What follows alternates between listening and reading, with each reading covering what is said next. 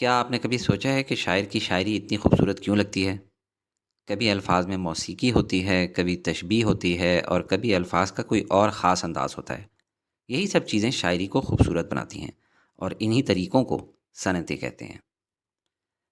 صنعتیں عربی زبان کا لفظ ہے۔ عربی کے اکثر الفاظ کی طرح اس کا روٹ ثنا بھی تین الفاظ صاد، نون اور عین سے بنا ہے۔ صنعت کے معنی ہیں بنانا، تخلیق کرنا، مہارت سے تیار کرنا۔ اسی روٹ سے کئی الفاظ بنتے ہیں: صانع، مصنوع، صنعت۔ صانع مطلب بنانے والا، مصنوع بنائی ہوئی چیز، اور صنعت بنانے کا فن یا ہنر۔ جیسے ایک بڑھئی یا کارپینٹر سادہ لکڑی لیتا ہے اور مہارت سے اس کو خوبصورت شکل کی میز بنا دیتا ہے، اسی طرح ایک شاعر سادہ الفاظ لیتا ہے اور اپنی مہارت سے انہیں خوبصورت شعر بنا دیتا ہے۔ اب ہم نویں سے گریجویشن تک استعمال ہونے والی 15 مشہور صنعتیں دیکھتے ہیں۔ سب سے پہلے صنعت تضاد۔ لفظ تضاد ضد سے نکلا ہے، جس کے معنی ہیں اپوزٹ۔ اس کو اینٹائی تھیسس بھی کہتے ہیں۔ اس میں شاعر ایسے الفاظ کا استعمال کرتا ہے جو ایک دوسرے کی ضد ہوں۔ جیسے ماں کچھ کرنے کا کہے تو اکثر بچے اس کا الٹ کرنا چاہتے ہیں، ضد کرتے ہیں۔ یہ شعر دیکھیں: صبح ہوتی ہے، شام ہوتی ہے، زندگی یوں ہی تمام ہوتی ہے۔ اس شعر میں صبح اور شام دو متضاد الفاظ ہیں، دو مختلف صورتحال کا موازنہ، کمپیریزن کرنے کے لیے استعمال ہو رہے ہیں، اور دنیا کے فانی ہونے کی طرف اشارہ ہے کہ زندگی بالآخر ختم ہو جانی ہے۔ چونکہ ہم صرف صنعتیں سمجھنا چاہ رہے ہیں، لہٰذا میں کچھ اشعار کے ترجمے اور تشریح کی ڈیٹیل میں نہیں جاؤں گا۔ دوسرے نمبر پہ ہے صنعت تلمیح۔ تلمیح جسے انگریزی میں الوژن بھی کہتے ہیں۔ صنعت تلمیح میں شاعر کسی لمحے، سیاسی، تاریخی یا مذہبی واقعے کی طرف اشارہ کرتا ہے۔ تلمیح کو لفظ لمحے سے یاد رکھیں۔ جیسے یہ شعر ہے: بے خطر کود پڑا آتش نمرود میں عشق، عقل ہے محو تماشائے لبے بام ابھی۔ آتش کہتے ہیں آگ کو، اس لیے آتش نمرود، نمرود کی لگائی ہوئی آگ۔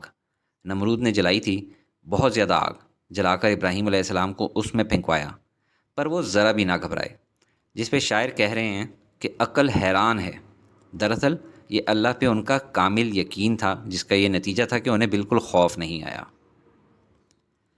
تیسرے نمبر پہ ہے صنعت تشبیہ۔ تشبیہ کا معنی ہے کسی خصوصیت میں ایک جیسا ہونا۔ شعر میں دو مختلف چیزوں کو کسی مشترکہ صفت کی بنیاد پر ایک دوسرے کی مانند قرار دینا۔ نازکی اس کے لب کی کیا کہیے، پنکھڑی ایک گلاب کی سی ہے۔ اس تصویر سے اندازہ لگائیں، ناز کی لب کی کہی جا رہی ہے اور اس کو تشبیہ دے رہے ہیں پنکھڑی کے ساتھ، گلاب کی پنکھڑی، گلاب کے پتے سے۔ تو یہ جو کیسی کا لفظ ہے، یہ حرف تشبیہ ہے، تشبیہ دینے کے لیے استعمال کیا جا رہا ہے، لبوں کو پنکھڑی سے گلاب کی۔ اگلا شعر دیکھیں: دانت موتی سے چمکتے ہیں تمہارے اے دوست، گوہر تاب دار کی مانند چمک ہے ان میں۔ اگر محبوب اپنے ہونٹ کھول لے تو اب اس کے دانتوں کو موتی سے تشبیہ دے رہے ہیں، یہ گویا کہ گوہر تابدار کی مانند چمک رہے ہیں۔ اس میں سے چمکتے اور کی مانند یہ حروف تشبیہ ہیں۔ انگلش میں تشبیہ کو سملی کہتے ہیں، جس کے لیے لفظ استعمال ہوتے ہیں لائک یا ایز، جیسے he was as quite as a mouse یا شی سویم لائک اے فش۔ صنعت استعارہ۔ استعارے کو انگلش میں میٹافور کہتے ہیں۔ ظاہر ہے جب ہم نے سملی پڑھ لیا تو ابھی میٹافور دیکھ لیتے ہیں۔ اس کے اندر یہ نہیں کہا جاتا کہ شی از لائک اے، اس میں کہا جاتا ہے کہ یہ ہے، جیسے علی از اے واکنگ ڈکشنری یا ٹائم از منی۔ لغوی معنی ہے مستعار لینا۔ جب کسی مشترکہ خوبی کی بنا پر ایک چیز کو دوسرے کے ہو بہو بتانا مقصود ہو تو اسے استعارہ کہتے ہیں، کوئی خوبی ادھار لینا۔ جیسے شعر ہے: کس شعر کی آمد ہے کہ رن کانپ رہا ہے، رن ایک طرف چرخ کہن کانپ رہا ہے۔ رن کہتے ہیں زمین کو، اور چرخ کہن قدیم آسمان، یعنی صرف زمین نہیں، پرانا آسمان بھی کانپ رہا ہے۔ مبالغے کا استعمال ہوا ہے، زیادہ بڑھا چڑھا کر تعریف کی جا رہی ہے، لہٰذا اگلی صنعت مبالغہ ہی پڑھیں گے تاکہ دو صنعتوں کے لیے آپ ایک ہی شعر یاد کرنا چاہیں تو کر لیں۔ دیکھیں شعر اس میں استعارہ استعمال کیا گیا ہے۔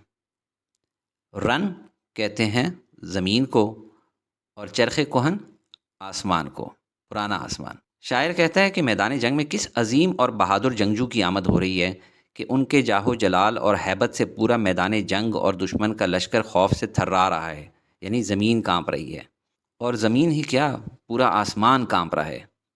آج کے دور میں یہ شعر پاک فوج کے الخالد ٹینک پہ بھی فٹ بیٹھتا ہے کہ جب وہ برق رفتاری سے چلتا ہے تو زمین کئی کئی کلومیٹر تک اس کی تھرتھراہٹ محسوس کرتی ہے۔ صنعت مبالغہ، اس کو ہائپر بول بھی بولتے ہیں۔ ہائپر بول بہت زیادہ بڑھا چڑھا کر بولنا، جیسے سپر بول ہو تو تھوڑا سا بڑھا چڑھا کر، جیسے سپر مین کے کارٹون آئے تھے تو فیمس ہوئے، جب ہائپر مین کے آئے تھے تو بہت زیادہ ان فیمس ہو گئے کیونکہ بہت زیادہ بڑھا چڑھا کر اس میں چھوڑ دی گئی تھی۔ مبالغے کے معنی ہیں حد سے بڑھنا۔ شاعری میں شاعر کسی شخص یا چیز کی حد سے زیادہ تعریف کرے تو اس کو صنعت مبالغہ کہتے ہیں۔ جیسے شعر ہے، تم سلامت رہو 1000 برس، ہر برس کے ہوں دن 50,000۔ حالانکہ انسان 1000 سال تھوڑی جی سکتا ہے، حد سے حد ہو تو 100 سے 120 سال کی زندگی ہوتی ہے، تو یہاں مبالغے کا صیغہ استعمال ہوا ہے اور ہزاروں برس جینے کی دعا دی جا رہی ہے۔ صنعت تکرار، اس کو ریپیٹیشن کہہ لیں، ریپیٹ کرنا، آر فار ریپیٹیشن، تکرار میں بھی رے کی آواز آ رہی ہے۔ شاعر اپنی بات میں اثر پیدا کرنے، زور دینے یا حسن بڑھانے کے لیے ایک ہی لفظ کو بار بار استعمال کرتا ہے۔ جیسے یہ شعر ہے، اچھا خاصا بیٹھے بیٹھے گم ہو جاتا ہوں، اب میں اکثر میں نہیں رہتا تم ہو جاتا ہوں۔ اس میں بیٹھے بیٹھے اور میں بار بار استعمال ہوئے ہیں، ساتھ ہی صنعت تضاد کا بھی استعمال کیا گیا ہے، میں اور تم۔ اس کو عشق مجازی پر بھی پرکھا جا سکتا ہے کہ عاشق ہر وقت اپنے محبوب کی یادوں میں گم ہے، اور عشق حقیقی پہ بھی کہ ہر وقت اپنے رب سے لو لگائی ہوئی ہے۔ صنعت سوالیہ، اس کو ریٹوریکل کویسچن بھی کہتے ہیں، سوال، سوالیہ نشان۔ شاعر اپنی بات کو براہ راست بیان کرنے کے بجائے سوالیہ انداز میں پیش کرتا ہے۔ اسے عربی اور فارسی قواعد میں صنعت استفہام یا صنعت استفہام بھی کہتے ہیں۔ اس کا مقصد صرف معلومات حاصل کرنا نہیں ہوتا، بلکہ اس کے ذریعے حیرت، افسوس، طنز یا جذبات کی شدت کا اظہار کیا جاتا ہے۔ کبھی کبھی شاعر ایسا سوال کرتا ہے جس کا جواب اسے معلوم ہوتا ہے، لیکن وہ پڑھنے والے کو سوچنے پر مجبور کرنے کے لیے سوال کا سہارا لیتا ہے۔ جیسے یہ شعر دیکھیں، دل ناداں تجھے ہوا کیا ہے، آخر اس درد کی دوا کیا ہے۔ یہاں لفظ دل ناداں، یہ پرسونیفیکیشن کا استعمال کیا گیا، یعنی پرسنس کی کوالٹی، جسے صنعت تشخیص کہتے ہیں۔ جب کسی بے جان چیز کو کوئی شخصی یا انسانی کوالٹی دی جائے، جیسے یہاں دل کو دل نادان کہنا، حالانکہ دل سمجھدار یا نادان تھوڑی ہوتا ہے۔ اس شعر کا مجازی معنی تو ہوگا گویا ہر وقت اپنے محبوب کے بارے میں سوچتا رہنا، اس کی جھلک دیکھنے کے لیے بےتاب رہنا، اور حقیقی معنی کہ ہر وقت اپنے رب سے ملاقات، اس کے دیدار کی خواہش کرتے رہنا۔ چونکہ اس شعر میں صنعت تشخیص آئی ہے، لہٰذا اگلی صفت یہی دیکھتے ہیں۔ صنعت تشخیص یعنی انسانی یا شخصی خصوصیات جب بے جانوں پر بولی جائیں۔ اس میں شاعر کسی بے جان چیز یا کسی کیفیت کو انسانوں جیسی صفات، حرکات یا جذبات دے دیتا ہے۔ شعر دیکھیں، رات اکثر باتیں کرتی نظر آتی ہے، خاموشی بھی کچھ کہتی نظر آتی ہے۔ حالانکہ نہ رات باتیں کرتی ہے نہ خاموشی کچھ کہہ سکتی ہے، پر شاعر تنہائی میں بیٹھا یوں محسوس کر رہا ہے جیسے کہ رات کی خاموشی اس سے ہم کلام ہے۔ تو یہ شخصی کوالٹی ہے، پرسونیفیکیشن۔ صنعت تجنیس، یہ لفظ ہم جنس سے یاد رکھیں۔ اس میں ایک ہی شعر یا جملے میں ایسے دو یا دو سے زائد الفاظ استعمال کیے جاتے ہیں جو لکھنے یا بولنے میں ایک جیسے ہوں، لیکن ان کے معنی الگ الگ ہوں۔ یہ شعر دیکھیں، چمن میں کس نے الہی نگاہ ڈالی آج، جو کھل کھلاتی ہے گل کی ہر ایک ڈالی آج۔ یہاں پہ پہلے والے ڈالی، نگاہ ڈالی، نظر ڈالنا سے ہے، اور اگلے والے مصرعے میں ہر ایک ڈالی، یہ شاخ سے مراد ہے۔ شاعر اپنے محبوب کی تعریف کر رہا ہے کہ آج میرے محبوب نے چمن میں جب نگاہ ڈالی یا چمن میں جب آیا تو ہر ایک ڈالی یعنی ٹہنی، شاخ خوشی سے کھلکھلا اٹھی ہے۔ کسی محفل میں انسان کا محبوب آ جائے تو دیدار یار کی وجہ سے اس محفل، اس جگہ کو 4 چاند لگ جاتے ہیں۔ صنعت تفریق، تفریق لفظ فرق سے نکلا ہے۔ جب شاعر اپنے شعر میں 2 چیزوں کا ذکر کر کے دونوں کے درمیان فرق بتائے۔ یہ شعر دیکھیں، قیس میں ہم میں فرق اتنا ہے، پیشوا وہ تھا راہزن ہم ہیں۔ پیشوا سے مراد ہوتی ہے رہنمائی کرنے والا، جیسے کہ امام، اور راہزن راستہ لوٹنے والا۔ تو شاعر دو شخصیتوں کے بیچ فرق سمجھا رہا ہے کہ ایک کو دیکھو دینی پیشوا ہے اور دوسرا لٹیرا۔ صنعت تضمین۔ تضمین لفظ ضم سے نکلا ہے، جس کے معنی ہیں ملانا، جوڑنا۔ جیسے 1947 میں چاروں صوبوں کو ضم کر کے مغربی پاکستان بنایا گیا تھا۔ کسی دوسرے شاعر کے شعر کو اپنے شعر میں شامل کرنا، صنعتوں کے اندر اس کو یہ کہا جاتا ہے۔ جیسے اقبال کے اس شعر پہ غالب بھی رہیں دنگ، بازیچہ اطفال ہے دنیا میرے آگے۔ دراصل اس شعر کا دوسرا مصرع بازیچہ اطفال ہے دنیا میرے آگے غالب کا ہے۔ اسی لیے جب علامہ اقبال نے شعر لکھا تو اس کے اندر دوسرے مصرعے میں اس کو قوسین یعنی انورٹڈ کاماز میں لکھا ہے، جبکہ اب یہ پورا شعر اقبال کا ہے۔ اس لیے اقبال کے اس شعر کے پڑھنے پہ غالب بھی حیران ہے کہ کتنا اچھا شعر بنا دیا میرا مصرع استعمال کر کے۔ شعر کا مطلب یہ ہے کہ دنیا کی تمام رنگینیاں، ہنگامے اور مادی چیزیں میرے نزدیک بچوں کے کھیل سے زیادہ اہمیت نہیں رکھتی۔ صنعت سیاقت الاعداد۔ جب شاعر اپنے کلام میں گنتی کے اعداد کو استعمال کرے، خواہ ترتیب سے کرے یا بے ترتیب، تو اسے صنعت سیاقت الاعداد کہتے ہیں۔ جیسے عمر دراز مانگ کر لائے تھے 4 دن، 2 آرزو میں کٹ گئے 2 انتظار میں۔ جیسے اردو میں محاورہ ہے 4 دن کی چاندنی، تو وہاں سے یہ نکلا ہے۔ اس شعر کا سادہ مفہوم یہ ہے کہ انسانی زندگی بہت مختصر ہے۔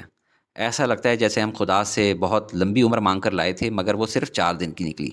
ان 4 دنوں میں سے آدھی زندگی حسرتوں اور خواہشات کے پالنے میں گزر گئی، اور باقی آدھی ان خواہشات کے پورا ہونے کے انتظار میں ختم ہو گئی۔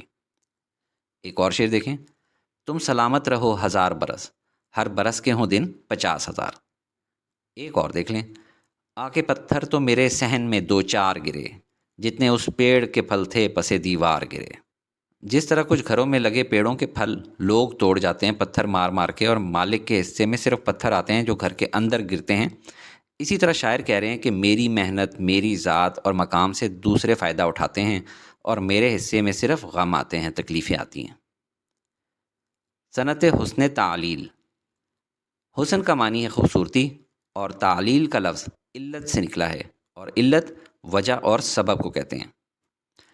جب شاعر اپنے شعر میں کسی بات کی کوئی ایسی وجہ، ایسی علت بیان کرے جو حقیقت پہ مبنی نہ ہو، تو اسے صنعت حسن تعلیل کہتے ہیں۔ نکلتا ہے سورج صبح مشرق سے اس لیے کہ گلے عام حسن یار کا دیدار کرے۔ حقیقت میں سورج ایک قدرتی نظام کے تحت مشرق سے نکلتا ہے۔ غالب کہتے ہیں کہ سورج کے مشرق سے نکلنے کی اصل وجہ یہ ہے کہ وہ میرے محبوب کے چہرے کی تابانی دیکھنا چاہتا ہے۔ وہ ہر صبح اس لیے طلوع ہوتا ہے تاکہ محبوب کے حسن کا نظارہ کر سکے۔ اس شعر میں غالب نے اپنے محبوب کے حسن کو سورج سے بھی بلند قرار دیا ہے۔ سورج جو خود روشنی کا منبع ہے، وہ بھی محبوب کے دیدار کا پیاسا ہے۔ یہ مبالغہ آرائی محبوب کی خوبصورتی کو کائنات کی سب سے بڑی سچائی ثابت کرنے کے لیے کی گئی ہے۔ صنعت لف و نشر۔ لف لپیٹنا اور جوڑنا کو کہتے ہیں۔ جیسے ہم لفافے میں چیزیں رکھتے ہیں تو یہ لفظ لف لفافے سے نکلا ہے، اور نشر بکھیرنا اور پھیلانا، جیسے ہر حشر نشر کر دوں گا۔ شاعر پہلے مصرعے میں کچھ چیزوں کا ذکر کرتا ہے لف، اور دوسرے مصرعے میں ترتیب وار انہی چیزوں سے متعلق کچھ مزید باتیں بیان کرتا ہے نشر۔ اس صنعت میں پہلے مصرعے کے الفاظ کا تعلق دوسرے مصرعے کے الفاظ سے ہوتا ہے۔ قاری جب دوسرا مصرعہ پڑھتا ہے تو وہ خود بخود سمجھ جاتا ہے کہ کون سی بات کس لفظ کے لیے کہی گئی ہے۔ جیسے غازہ و سرخی و سرما بھی مجھے چاہیے، اپنے رخسار و لب و چشم سجانے کے لیے۔ بہت خوبصورت شعر ہے۔ اس شعر کے دونوں مصروں میں الفاظ کی جوڑیاں سمجھیں۔ غازہ کی مناسبت رخسار یعنی گال سے ہے۔ غازہ کے معنی ہوتے ہیں بلش آن یا فیس پاؤڈر، جو کہ گالوں پہ لگایا جاتا ہے۔ اور سرخی کی مناسبت لب یعنی ہونٹ سے ہوتی ہے۔ سرخی لپسٹک پاؤڈر کو کہتے ہوتے ہیں، پرانے وقتوں میں ایسی ہوتی تھی سرخی، تو یہ لپسٹک ہونٹوں کے لیے، اور سرما چشم کے لیے، سرما دانی آنکھ کے لیے۔ صنعت مراعات النظیر۔ مرا آئینے کو کہتے ہیں عربی زبان میں، اسی لیے مرر انگلش والا بھی وہیں سے نکلا ہے۔ اور نظیر کہتے ہیں مثال یا مانند۔ جیسے ہم کہتے ہیں نا، آپ کو اس بات کی نظیر نہیں ملتی، آپ کو اس بات کی مثال نہیں ملتی۔ ایسی چیزیں دکھانا جو ایک دوسرے کی مثل یا ہم پلہ ہوں۔ شاعری میں جب ایک ایسا لفظ استعمال کیا جائے جس کی رعایت سے کلام میں اس سے تعلق رکھنے والے دیگر الفاظ بھی لائے جائیں لیکن وہ ضد یا الٹ نہ ہوں تو اسے صنعت مراعات النظیر کہتے ہیں۔ جیسے اگر آپ نے باغ کا ذکر کیا تو اس کے ساتھ پھول، کانٹے، بلبل اور مالی کا ذکر کرنا اس صنعت کا حصہ ہے۔ اب یہ شعر دیکھیں، پتا پتا بوٹا بوٹا حال ہمارا جانے ہے، جانے نہ جانے گل ہی نہ جانے باغ تو سارا جانے ہے۔ اس شعر میں شاعر نے باغ کی مناسبت سے پتے، بوٹے اور گل کا لفظ استعمال کیا ہے، اور دراصل گل یعنی پھول وہ اپنے بے پرواہ محبوب کو کہہ رہے ہیں کہ باغ کے ہر پتے بوٹے کو میرا غم اور دکھ نظر آ رہے ہیں، نہیں آ رہا تو میرے محبوب کو نظر نہیں آ رہا، اور وہ میری طرف نگاہ اٹھا کر بھی نہیں دیکھ رہا، اپنے ہی حسن میں گم ہے۔ تو یہ صنعت مراعات النظیر ہے کہ باغ کے لفظ کی مناسبت سے پتا، بوٹا اور گل کا استعمال کیا ہے۔ اس ویڈیو کی ڈسکرپشن میں آپ کو 2 صفحات کے نوٹس دے رہا ہوں جو آپ کو گریجویشن تک اب یہ صنعتیں بھولنے نہیں دیں گے۔